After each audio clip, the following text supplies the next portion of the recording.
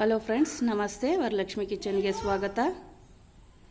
ಈಗ ನಾನು ಮಾವಿನಕಾಯಿ ಉಪ್ಪಿನಕಾಯಿ ಮಾಡ್ತಾಯಿದ್ದೀನಿ. ಹೇಗೆ ಮಾಡೋದು ಅಂತ ನೋಡೋಣ. 2 kg ಅಷ್ಟು ಮಾವಿನಕಾಯಿ ತಗೊಂಡು ಕಟ್ ಮಾಡಿ ಒಣಗಿಸ್ತಾ ಇದ್ದೀನಿ ಬಿಸಿಲಲ್ಲಿ.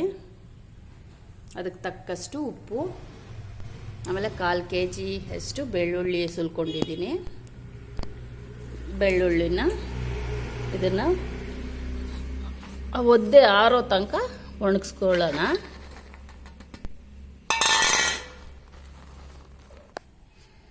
ಒಂದು 2 ಅವರು ಈ ಥರ ಬಿಸಿಲಲ್ಲಿ ಬಿಡಬೇಕು. 1 ಕಪ್ಪಷ್ಟು ಉಪ್ಪು ತಗೊಂಡು ಬಿಸಿ ಮಾಡ್ಕೊತಾ ಇದ್ದೀನಿ. ಉಪ್ಪಲ್ಲಿ ನೀರಿನ ಅಂಶ ಇರುತ್ತೆ. 1/4 ಟಮ್ಲರ್ ಅಷ್ಟು ಮೆಂತ್ಯ,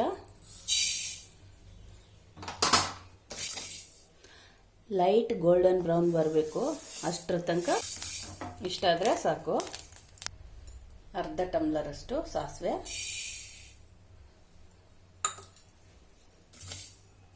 ಸಾಸಿವೆ ಸಿಡಿಬಾರ್ದು, ಬೆಚ್ಚಗಾದರೆ ಸಾಕು. ಇವಾಗ ತೆಗೆದು ಬಿಡೋಣ. 1 ಸ್ಪೂನ್ ಅಷ್ಟು ಕರಿ ಜೀರಿಗೆ ಸೇರಿಸ್ಕೊತಾ ಇದ್ದೀನಿ. ಇದನ್ನು ಫ್ರೈ ಮಾಡಿಕೊಂಡು ಇದು ಲೈಟಾಗಿ ಘಮ ಬಂದರೆ ಸಾಕು. ಈಗ ಇದನ್ನು ತೆಗೆದು ಬಿಡೋಣ. ಇಂಗು, ಎಳ್ಳೆಣ್ಣೆ ಇಷ್ಟು ಇಂಗು ಎಣ್ಣೆಗೆ ಹಾಕಿ ಫ್ರೈ ಮಾಡ್ಕೊಳ್ಳೋಣ.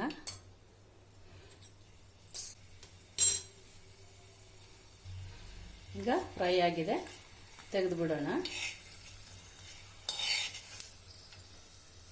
ನೋಡಿ,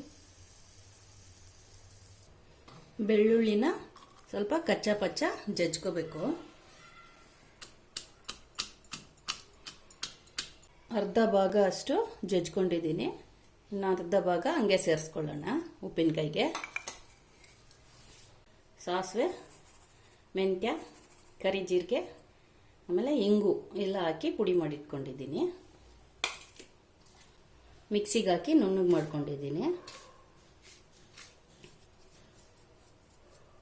ಮಾವಿನಕಾಯಿಗೆ ಎಷ್ಟು ಬೇಕೋ ಅಷ್ಟೇ ಸೇರಿಸ್ಕೋಬೇಕು.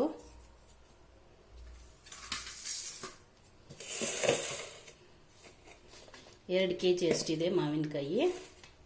ಅದಕ್ಕೆ ಎಳ್ಳೆಣ್ಣೆ ಸ್ವಲ್ಪ ಸೇರಿಸ್ಕೊಂಡು ಕಲಿಸ್ಕೋಬೇಕು.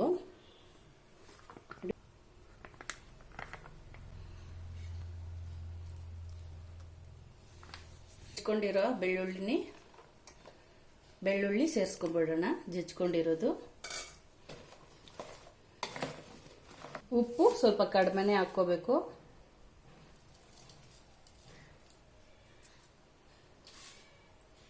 ಆಮೇಲೆ ಬೇಕಾದರೆ ಹಾಕ್ಕೋಬಹುದು.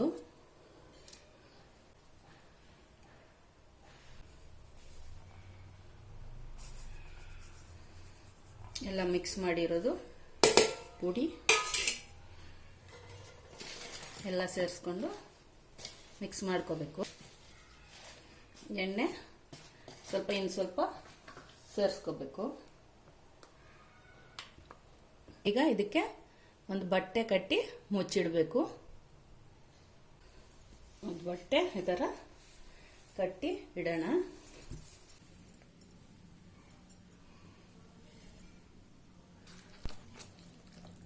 ನೋಡಿ ಹೆಂಗಾಗಿ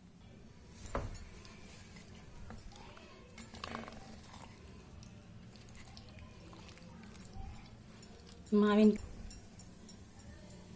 ಒಂದು ವಾರ ಆದಮೇಲೆ ಬಾಟ್ಲಿಗೆ ಹಾಕಿ ಇಡಬೇಕು.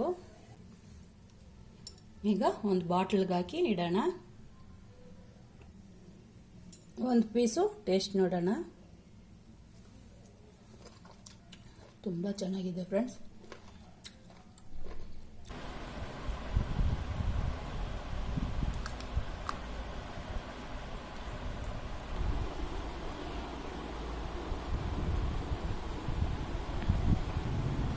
ಹೋದ ವರ್ಷ ಮಾಡಿರೋ ಉಪ್ಪಿನಕಾಯಿ ನೋಡಿ, ಇನ್ನೂ ಚೆನ್ನಾಗಿದೆ.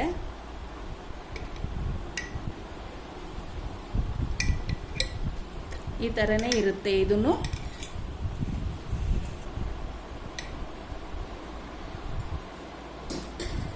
ಇದು ಒಂದು ವಾರ ಆಗಿದೆ ಹಾಕಿ. ಈಗ ಎಲ್ಲ ತೆಗೆದು ಡಬ್ಬಾಗೆ ಹಾಕಿದ್ದೀನಿ. ಬಟ್ಲಿಗೆ ಸ್ವಲ್ಪ ಅನ್ನ ಹಾಕಿ ಕಲಿಸ್ಕೊಳ್ಳೋಣ. ಆದರೆ ಉಪ್ಪು ಖಾರ ಎಲ್ಲ ಚೆನ್ನಾಗಿ ಹುಳಿ ಎಲ್ಲ ಇಳಿದಿರುತ್ತೆ. ಉಪ್ಪಿನಕಾಯಿ ಗೊಜ್ಜಿಗೆ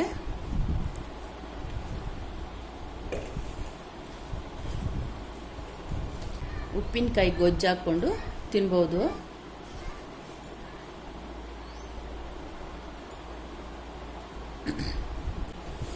ತುಂಬಾ ಚೆನ್ನಾಗಿದೆ. ಒಂದು ವಾರ ಆದಮೇಲೆ ಈ ಥರ ಕಲಿಸ್ಕೊಂಡು ತಿನ್ನಬೇಕು. ಇಲ್ಲಾಂದರೆ ಉಪ್ಪು ಖಾರ ಎಲ್ಲ ಹಿಡ್ದಿರಲ್ಲ, ಆವಾಗಲೇ ಮಾಡಿ ತಿಂದರೆ.